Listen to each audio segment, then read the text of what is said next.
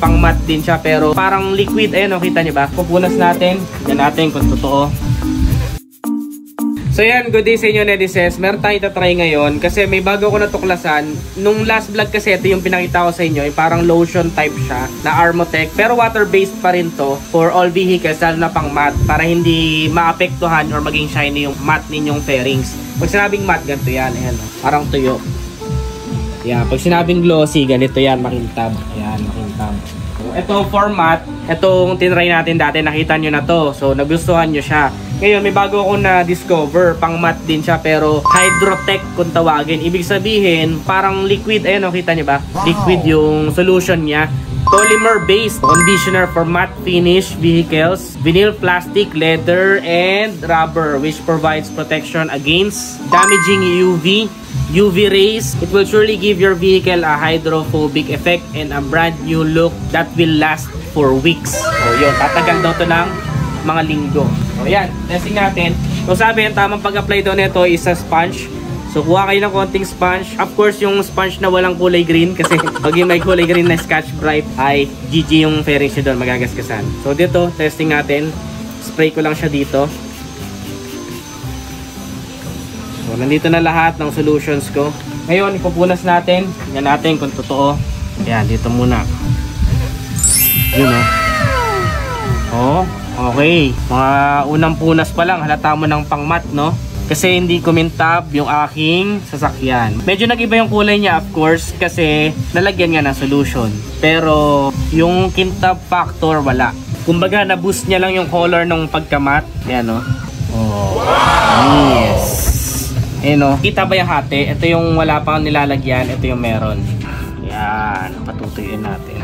Pati yung atong kulay black na fairings, so nag-iiba, kita mo pag pinahidan. So ayan, dito testing natin dito yung mga natira, kalahati lang din. Ayan o, dito. Ayun. Oh, ayan o, parang na-boost yung pagka-matte. So kita mo yung hati niya, yung pinunasan ko versus hindi. Ayan o, pati dito yung pinunasan ko versus hindi. Ito. So, mas maganda kung mapatuyo pa natin yan. Testing natin. Ayan o.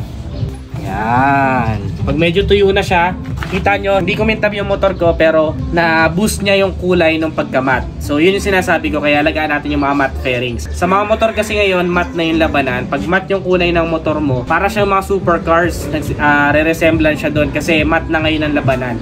Ibig sabihin, nasa era tayo ngayon na yung mga shiny, medyo ibang era yon. Ngayon, matte na yung labanan. So, ayan, mapapanatili niya yung matte fairings. And by pagkatubig siya, unlike yung una nating pinahid is may pagka-lotion type. So, gusto ko itong isang to kasi parang mas magaan siya tignan. And mas easy to use, easy to access. And then, ito naman yung parang lotion based. Parang lotion kasi yung ginagamit kong term kasi parang lotion talaga yung itsura niya sa personal. So, may spray din pala nun and pwede din ito. So, mamimili kayo kung alin sa inyo mas hiyang ninyo. Pero so far, nakita ko advantage na itong parang lotion is mas matagal, long lasting, mas matagal maubos. So, ito siguro mas mabilis maubos pero parang mas na-absorb siya ng mabilis ng fairings ninyo. So, mapapangalagaan nyo na yung fairings ninyo ng matagal na panahon. Hindi siya lulutong, hindi siya kukupas. Tapos, mas madali pang ma-absorb. So, yun naman yung feeling ko advantage na itong isa. So, sa mga nakakaalam or mas expert sa akin, comment your thoughts below. So, kung nagustuhan nyo, don't forget to give this video a heart. Ano pa yung iba ninyong gusto nyo i-testing na product dito sa channel ko? Comment your thoughts below. Or iba pang motor na gusto nyo mapanood. So, again, this is Ned Adriano. Always keep it cool and ride safe always.